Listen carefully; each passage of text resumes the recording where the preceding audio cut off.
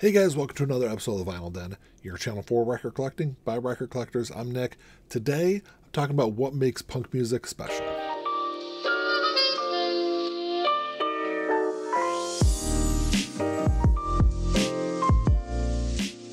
There's a bunch of links down below. You got links for the Vinyl Den Facebook group, for the merch page, for the Spotify and Apple Music playlist that I put together every week, and the Patreon page. So make sure you check all that out. Like always, if you enjoyed the episode, make sure you give me a thumbs up.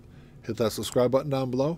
Make sure you hit that notification bell so you're notified every time I release new episodes. So I first got into punk music way back in 1994. The very first time I ever listened to the album Dookie, I was instantly hooked. But that wasn't really the album that really got me into punk music. It wasn't until 1995 when I listened to the album And Out Come the Wolves by Rancid. I got into Green Day, but that was kind of it when it came to punk music. And then when I listened to And Out Come the Wolves, that was the album that really got me into Operation Ivy. That's when I started listening to the Ramones. I got into a lot of other bands. Social Distortion was another big band that I got into around that time. 1995 was also the year I bought my first bass. I started my punk band, and it was kind of my love from punk really grew exponentially from there. So whenever I talk about music or talk about albums on the channel here, it's always from that lens of someone who is a lifelong punk fan and has really watched punk music evolve from what it was in its infancy back in the 70s all the way up until today. But I was just recently thinking, why punk music? Why have I latched onto this genre of music for 30 years and had it be, such a hugely important part of my life? And I think one of the big things for me is something that punk music often gets knocked on, over the decades, is that it's a simpler style of music, or largely a simpler style of music.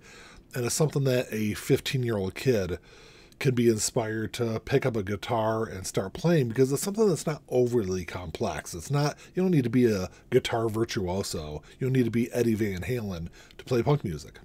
And just because it's simpler music doesn't make it inferior to any other form of rock music out there.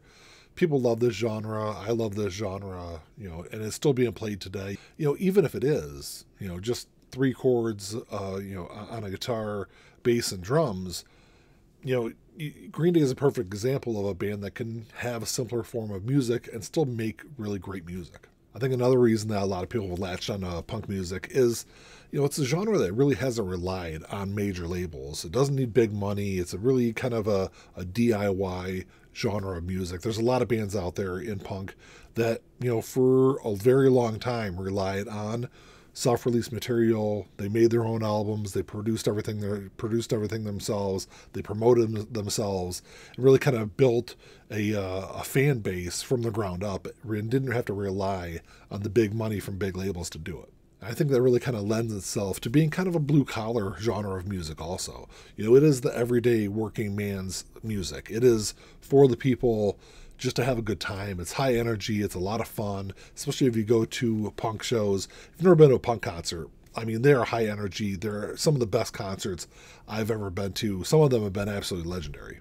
And punk is also a big umbrella term. There's so many different subgenres in punk music. You've got, hardcore. You've got oi, you've got street punk, there's skate punk, there's pop punk, there's ska punk. So many different great bands and so many different subgenres. You really kind of go anywhere in punk music as a big umbrella term. And a lot of that is honestly catchy as hell, and that's why some of it has gotten really popular. That's why an album like Dookie has sold, over 20 million copies. The highest selling independent album of all time in any genre is Smashed by the Offspring. And that's why, because it's a great album, but it's also really catchy. It crosses genres, and there's so many other people that kind of been drawn into punk music because of big albums like that. And it's also a genre of music that, if you look down at its core, for a long time has had this counterculture element to it. It's got an anti-authority element to it. Some of it has an anti-government element to it also.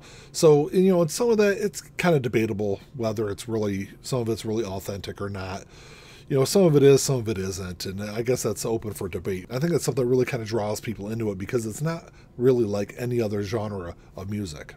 So if we look back at some of those precursors to punk music in the late 60s, early 70s, bands like the MC5, the Stooges, starting from there and kind of watching the evolution through the 70s with with the Ramones, with the Sex Pistols, through the 80s and all that hardcore that happened, all the way up until today. I mean, there's still good punk music being created today. Is anything like it was back in the late 60s and early 70s? Absolutely not. But it still has a lot of those elements in it. It just changed and looks very different today than what it did, 40 or 50 years ago. And for me, I think one of the biggest things, the best things about punk music is not just music. Punk music is a lifestyle. Punk music is a community, and that's the one thing that you don't see or haven't experienced with a lot of other genres is when you go to a punk show, how welcoming it is. Yes, the music can be fast, it can be aggressive, some of the lyrics can be kind of ugly at times, but it's always a great place. It's always a great party. It's always a lot of really great people. And I've met so many people in my life through punk and through punk shows and the punk scene that really kind of helped shape me as a person over the last 40 years. And even though the scene is a little more fractured today than what it was in the 90s, I think the internet and social media has really kind of helped kind of keep those communities together, whether it's through social media or through Discord or all sorts of different things. YouTube has been a great place to kind of meet and kind of connect with like-minded people from the punk community. And it's great to kind of bounce ideas off of each other and kind of be there for each other. It's just like I said before, it's just a welcoming community of people. And something else that's really interesting about punk music is even though it has some really strong political and social themes through a lot of its music, it's a genre that's never really taken itself too seriously, and the bands don't take themselves too seriously, and there's still a lot of fun. Even bands that have been around for decades and decades, have just as much fun at their shows now as they did back in the 80s and 90s. And I think it's something that you can't really say about a lot of other genres of music out there. Punk music also has a strong tradition of humor and satire in their music. Even going back to bands like the Ramones, the Dead Milkmen, they've always had a kind of an interesting, funny way of poking fun at themselves, poking fun at the rest of society. And I think that's also something else kind of really endearing to music fans or punk fans over the years. Well, that's all I got for you today, guys. Thanks for checking the show. Make sure you drop me a comment down below. Let me know what you guys think of punk music. What are your favorite punk bands? Is it a genre you've ever really paid attention to? Like I said, it's one that's really kind of shaped me over the last 30 plus years of my life. I absolutely love the music. I listen to punk music all the time. I love going to punk shows still, even though I'm in my mid-40s. But let me know what you guys think. Like always, if you enjoyed the episode, make sure you give me a thumbs up. Hit that subscribe button down below. And that's all I got. Until next time, keep on spinning. Peace.